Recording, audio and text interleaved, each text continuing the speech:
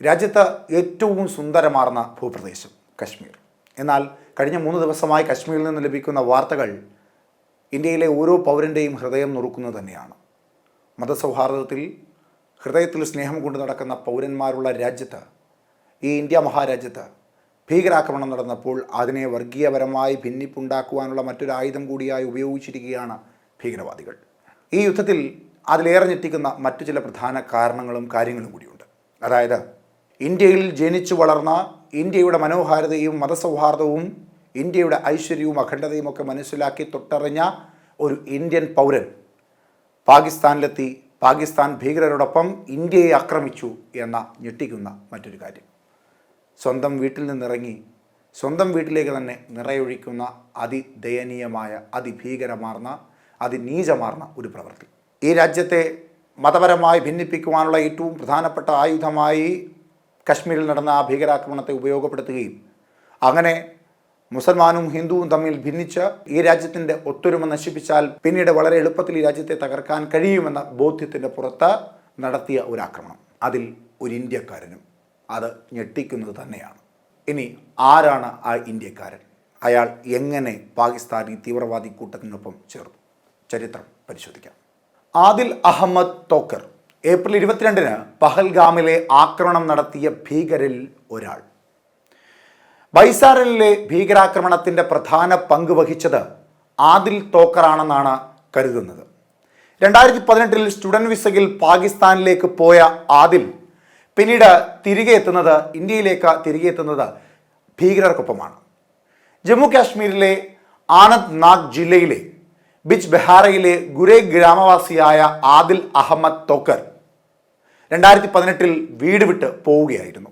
പാകിസ്ഥാനിലേക്ക് പോകുന്നതിന് മുമ്പ് തന്നെ തീവ്രവാദത്തിലേക്ക് ആദിൽ ആകർഷിക്കപ്പെട്ടിരുന്നു എന്നാണ് ഇൻ്റലിജൻസിൻ്റെ കണ്ടെത്തൽ.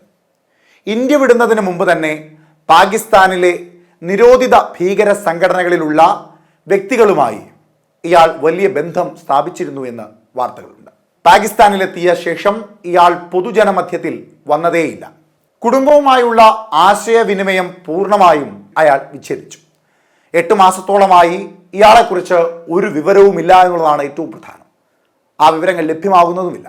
ഇൻ്റലിജൻസ് ഏജൻസികളുടെ നിരീക്ഷണത്തിലായിരുന്ന ഇയാളുടെ ഡിജിറ്റൽ പണമിടപാടുകളോ മറ്റു വിവരങ്ങളോ ഒന്നും ലഭ്യമായിരുന്നില്ല എന്നതും വളരെ പ്രധാനമാണ്. ബിജ് ബെഹാറിലെ വീട് കേന്ദ്രീകരിച്ചുള്ള നിരീക്ഷണങ്ങളും ഫലം കണ്ടില്ല. ഈ കാലഘട്ടത്തിൽ ഭീകര സംഘടനകൾക്കൊപ്പം പരിശീലനം നേടുകയായിരുന്നു എന്നാണ് ഇൻ്റലിജൻസിൻ്റെ കണ്ടെത്തൽ. 2024 അവസാനത്തോടെ ഇന്ത്യയിലെത്തിയ ആദിൽ ഇൻ്റലിജൻസിൻ്റെ നിരീക്ഷണത്തിലായിരുന്നു.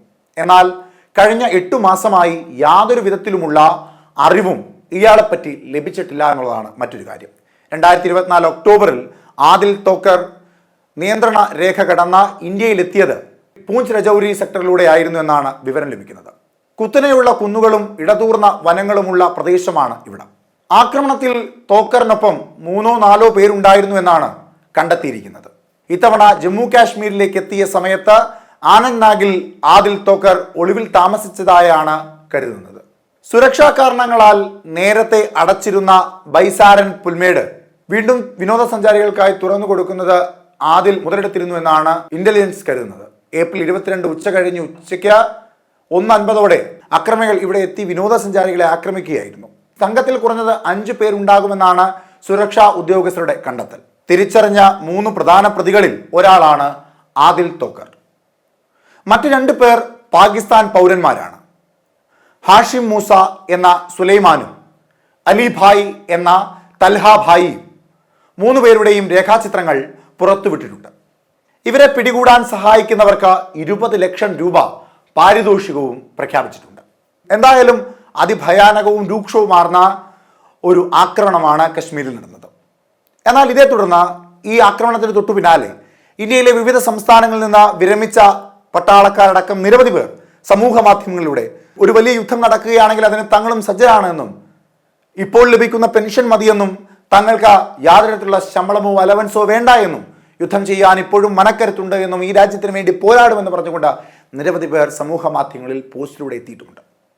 അതായത് ഒരു തലക്കൽ ഈ രാജ്യത്ത് ജീവിച്ച് വളർന്ന, ഈ രാജ്യത്തിൻ്റെ മനോഹാരിത മനസ്സിലാക്കിയെന്നാൽ എന്തൊക്കെയോ പ്രശ്നങ്ങൾ കൊണ്ട് പാകിസ്ഥാനിലേക്ക് ചേക്കേറിയ ഒരു മനുഷ്യൻ അതേ രാജ്യത്തെ ആക്രമിക്കുമ്പോൾ രാജ്യസേവനത്തിന് ശേഷം വിശ്രമ ജീവിതം നയിക്കുവാൻ പോകുന്ന ഒരു വലിയ പട ആ രാജ്യത്തിന് വേണ്ടി ശമ്പളമില്ലാതെ ഇപ്പോൾ ലഭിക്കുന്ന പെൻഷനിൽ മാത്രം ഈ രാജ്യത്തിൻ്റെ സുരക്ഷയ്ക്ക് വേണ്ടി പോരാടാൻ തയ്യാറാണെന്ന് വീണ്ടും വീണ്ടും ആവർത്തിച്ചു പറയുന്ന മറ്റൊരവസ്ഥയും.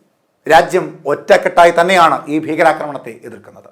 ഇവിടെ ഹിന്ദുവില്ല, മുസൽമാനില്ല, ക്രിസ്ത്യാനിയില്ല, സിഖ് മതക്കാരനില്ല, ജെയിൻ മതക്കാരനില്ല. ഇവിടെ ഇന്ത്യൻ എന്ന ഒറ്റ വികാരത്തിൻ്റെ പുറത്ത് തന്നെയാണ് ഈ രാജ്യത്തിന് വേണ്ടി പോരാടുന്നത്.